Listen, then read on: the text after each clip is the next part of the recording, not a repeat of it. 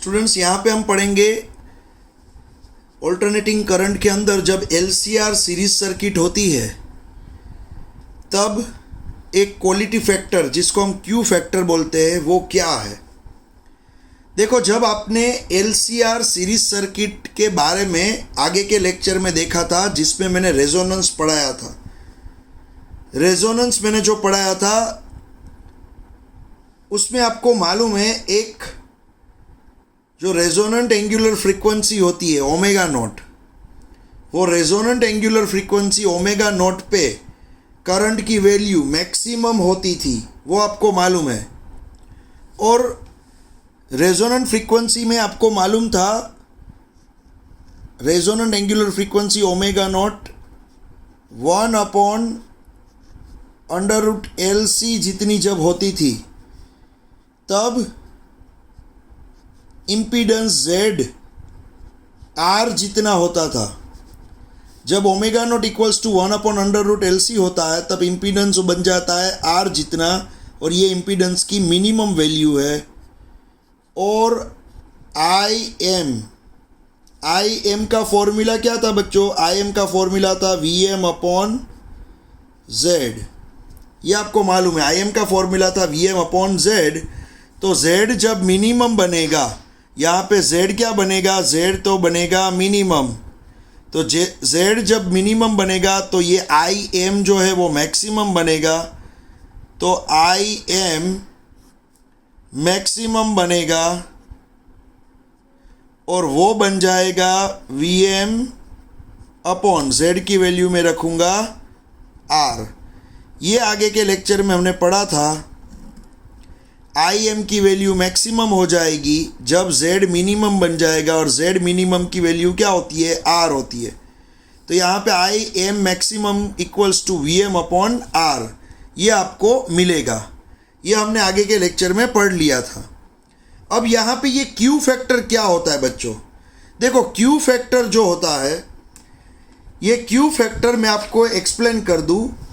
मान लो आपने graph draw किया है और वो जो ग्राफ है, मैं इस तरह से ग्राफ ड्रॉ कर रहा हूँ। ये जो ग्राफ है ये करंट I वर्सेस ओमेगा का ग्राफ है। क्या है ये? देखो, करंट I वर्सेस ओमेगा का एक ग्राफ है। अब मैंने क्या बताया था? ओमेगा की एक स्पेशल वैल्यू कौन सी? ये omega not equals to 1/√LC। Omega not की ये स्पेशल वैल्यू के लिए ही करंट IM क्या बन जाता है? मैक्सिमम बन जाता है। बाकी आप ओमेगा की कोई भी वैल्यू लो, मान लो ये ओमेगा की जो ओमेगा नॉट स्पेशल वैल्यू है, ये जिसको हम रेजोनेंट एंगुलर फ्रीक्वेंसी बोलते हैं ओमेगा नॉट को, उसकी वैल्यू मान लो 10 है। कितनी है? 10। तो मान लो आप 1 से स्टार्ट करोगे, ओमेगा की वैल्यू 1 लोगे, ओमेगा की वैल्यू 2 लोगे, ओमेगा की वैल्यू 3 लोगे, 4 5 6 7 8 9, और जैसे ही आप 10 तक पहुंचोगे तो ग्राफ में क्या चेंज आएगा? देखो, यहाँ पे मैंने ग्राफ ड्रॉ किया है। ये ग्राफ में क्या होगा? जैसे जैसे आप ओमेगा नॉट की वैल्यू ज़ीरो से इस तरह से बढ़ाते जाओगे तो ये जो ग्राफ होगा वो ग्राफ इस तरह से आपको मिलेगा। इस तरह से ये ग्राफ भी बढ़ता जाएगा। समझ में आ रहा है? तो ये ग्राफ में आपने क्या किया? ओमेगा 1, ओमेगा 2, ओमेगा 3, ओमेगा 4, आपने ओमेगा की वैल्यू बढ़ाई, लेकिन ये ग्राफ इस तरह से बढ़ता गया।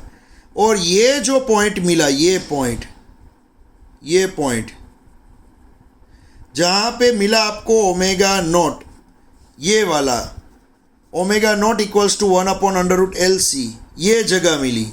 और ओमेगा नॉट पे क्या होता है बच्चों? ये जो ग्राफ होता है करंट का ग्राफ, मैंने आपको बताया वो मैक्सिमम बन जाएगा। तो देखो, ये जगह पे करंट, आपको करंट ये जगह पे IM क्या मिल गया? मैक्सिमम मिल गया। ये जगह पे करंट आपको मैक्सिमम मिल गया। और ये जो लाइन है y एक्सिस पे, जो लाइन है, ये y एक्सिस पे लाइन है वो IM की लाइन है। y एक्सिस पे IM की लाइन है और x एक्सिस पे ओमेगा की लाइन है। तो ये y एक्सिस पे आई एम मैक्सिमम कब बनेगा, यहाँ पे बनेगा जब omega naught natural angular frequency omega naught यहाँ पे क्या हो, ये resonant angular frequency omega naught कितनी हो 1/√LC हो, तब ये करंट भी मैक्सिमम बन जाएगा। तो मान लो मैंने इसकी वैल्यू 10 एज्यूम की थी, रेजोनेंट एंगुलर फ्रीक्वेंसी कितनी है 10, तो 10 के पास करंट क्या बन जाएगा मैक्सिमम। लेकिन आप 10 से जब 11, 12, 13, 14 इस तरह से जाओगे, ये साइड जाओगे, जैसे जैसे आप राइट हैंड साइड जाओगे तो ग्राफ फिर से इस तरह से नीचे जाएगा, ये ग्राफ इस तरह से नीचे जाएगा। समझ में आ रहा है? तो ये ग्राफ नीचे जाता जाएगा। तो ये ग्राफ कौन सी जगह पे सबसे ऊपर रहेगा, ये ग्राफ जो है करंट वर्सेस ओमेगा का ग्राफ, ये ओमेगा नॉट यहाँ पे resonant angular frequency omega naught पे ये ग्राफ सबसे ऊपर पहुँचता है और वो जो करंट मिलता है वो मिलता है आई एम मैक्सिमम। समझ में आ रहा है? तो इसके दोनों साइड देखो, ओमेगा नॉट की वैल्यू कितनी थी, मान लो 10 थी, तो 10 के लेफ्ट हैंड साइड या तो 10 के राइट हैंड साइड ये ग्राफ इस तरह से नीचे चला जाएगा, सिर्फ ये जगह पे ही ग्राफ मैक्सिमम आएगा ऊपर। तो ये ओमेगा नॉट की कोई एक ही ऐसी वैल्यू मिलेगी, ओमेगा नॉट की कोई एक ही ऐसी वैल्यू मिलेगी जहाँ पे करंट आई एम क्या मिलेगा मैक्सिमम।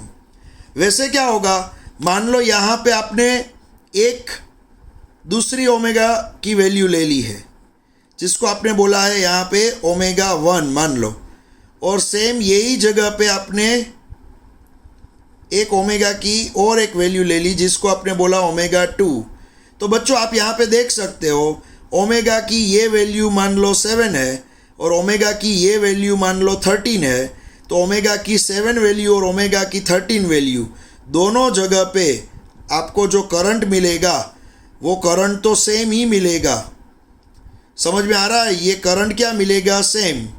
यहाँ पे ओमेगा 1 देखो, ये जो ओमेगा 1 है उसकी वैल्यू क्या है 7, 10 में से 3 माइनस करोगे तो 7 मिलेगा, 10 में 3 ऐड करोगे तो 13 मिलेगा।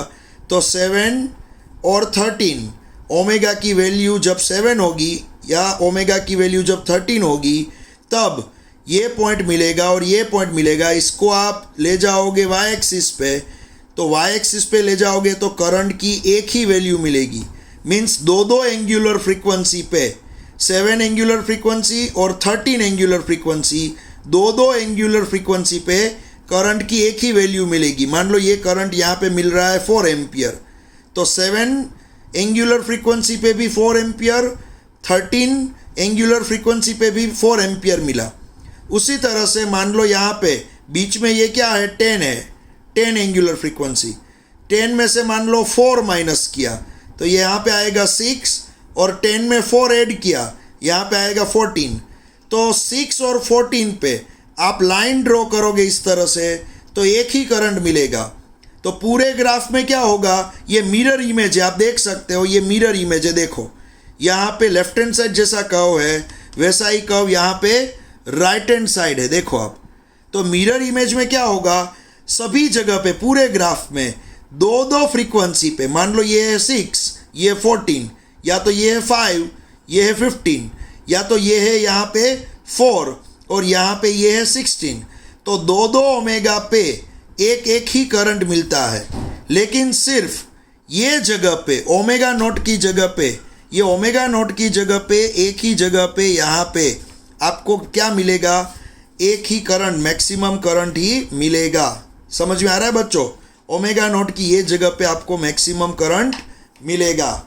तो एक चीज़ याद रखना बच्चों, यहाँ पे जो मैंने पूरा लिखा हुआ है कि ओमेगा नॉट ये ही जगह पे करंट आपको मैक्सिमम देगा। और ये जो आपको एक ग्राफ मिल रहा है, ये ग्राफ की शार्पनेस आपने आज तक पहली बार सुना होगा कि ये जो ग्राफ है वो कितना शार्प है, उसकी शार्पनेस का मेजरमेंट हमें करना है तो ये क्यू फैक्टर हमें हेल्प करेगा। समझ में आ रहा है? तो क्यू फैक्टर कहाँ पे हेल्प करता है, तो ये ग्राफ की शार्पनेस मेज़र करने के लिए यहाँ पे लिखा हुआ है, it is the measure of sharpness of the resonance of an LCR circuit. Q factor आपको हेल्प करेगा यहाँ पे शार्पनेस का मेजरमेंट करने के लिए। हो सकता है यहाँ पे LCR में कुछ वैल्यू में चेंज करें हम, तो ये ग्राफ ज़्यादा और ज़्यादा शार्प भी बन सकता है या तो कम शार्प भी बन सकता है। इस तरह से भी हो सकता है। मान लो आपने यहाँ पे कुछ वैल्यू चेंज की तो ये ग्राफ और ज़्यादा ऊपर गया, शार्प बन गया, और शार्प बन गया, या तो नीचे की ओर शार्प बन गया। समझ में आ रहा है बच्चों?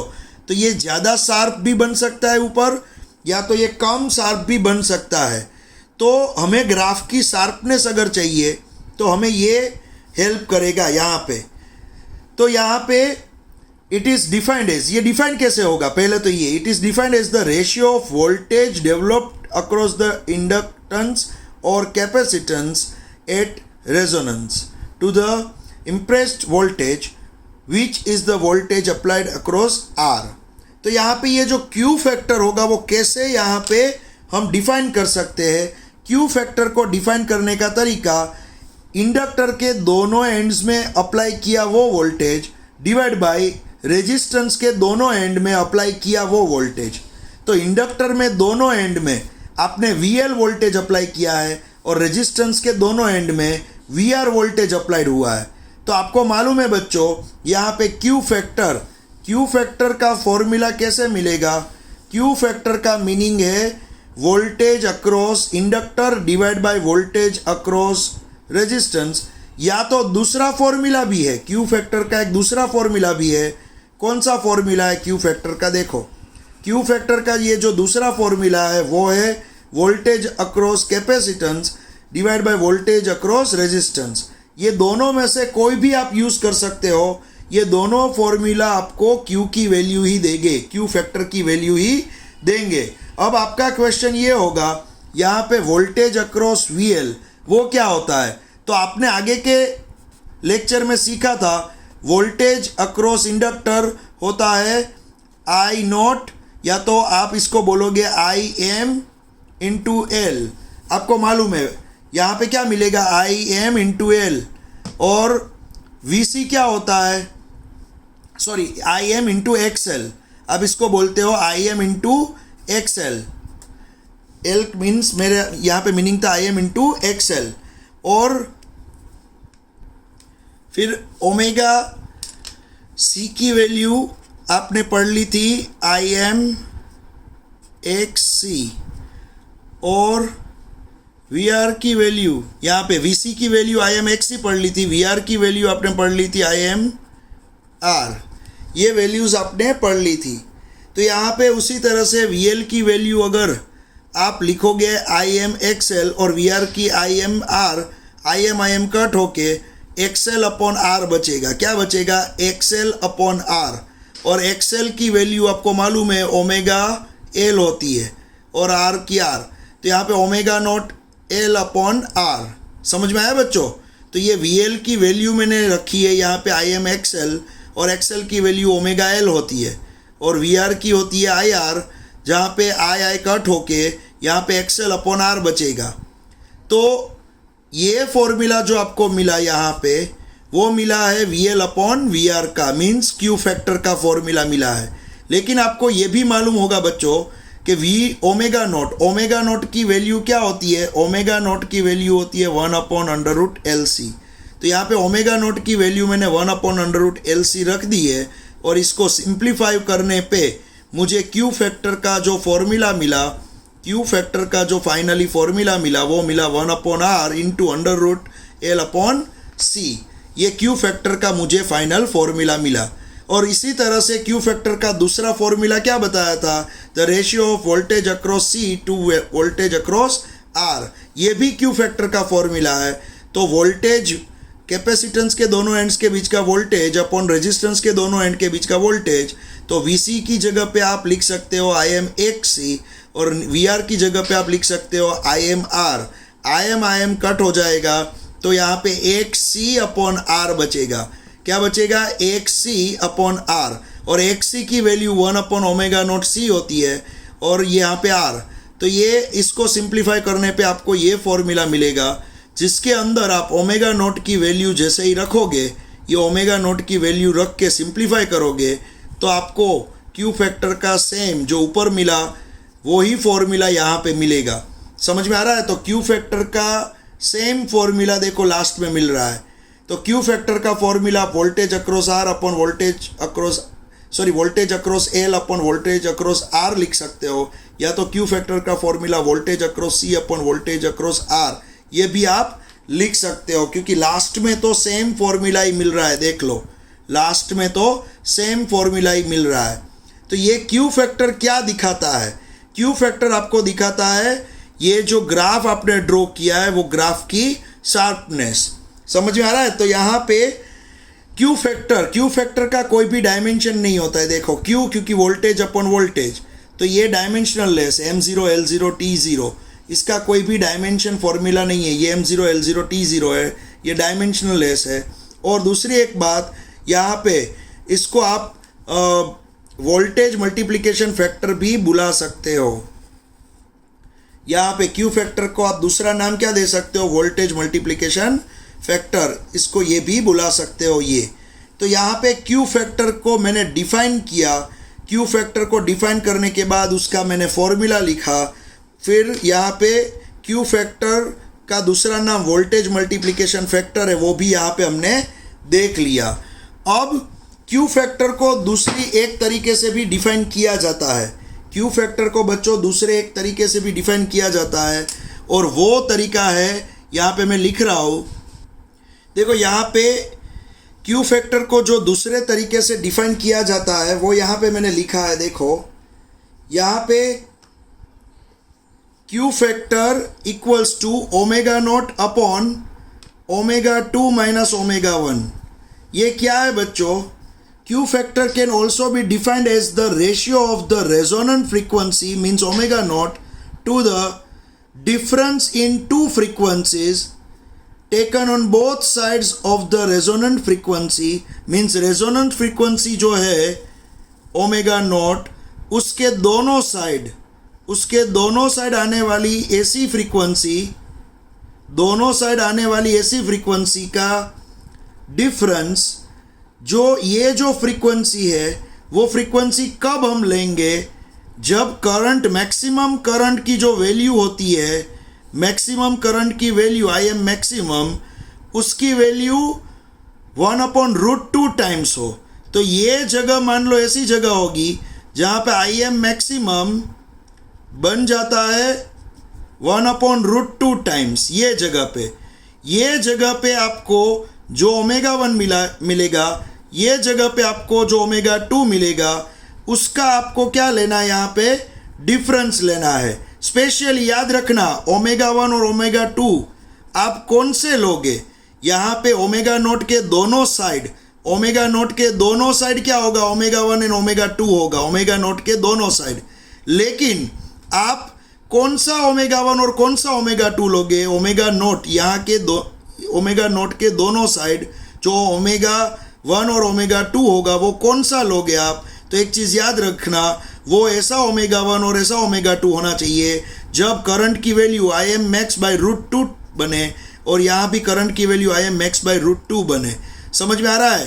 तब आप ओमेगा 1 और ओमेगा 2 वैल्यू लोगे, और ये दोनों वैल्यू का आप डिफरेंस लोगे, और ये जो रेशियो मिलेगा ना बच्चों, वो भी आपको क्यू फैक्टर देता है, वो भी आपको क्यू फैक्टर की वैल्यू देता है। मान लो ये करंट मैक्सिमम जो है वो उसकी वैल्यू 10 एम्पियर है, मान लो 10 एम्पियर, तो यहाँ पे ये 10 एम्पियर है, लेकिन 10/√2 जहाँ पे होगा, तो 10/√2 आप जाओगे तो यहाँ पे होगा मान लो, तो ये जगह पे 10/√2 होगा।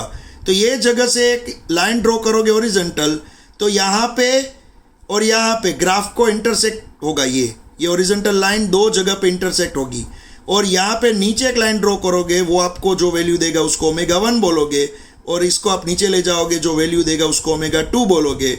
तो ये ओमेगा 2 और ओमेगा 1 का डिफरेंस नीचे लिखना है, ऊपर लिखना है ये बीच में जो ओमेगा नोट है रेजोनेंट एंगुलर फ्रीक्वेंसी, वो ऊपर लिखना है। तो ये आपको देगा क्यू फैक्टर की वैल्यू।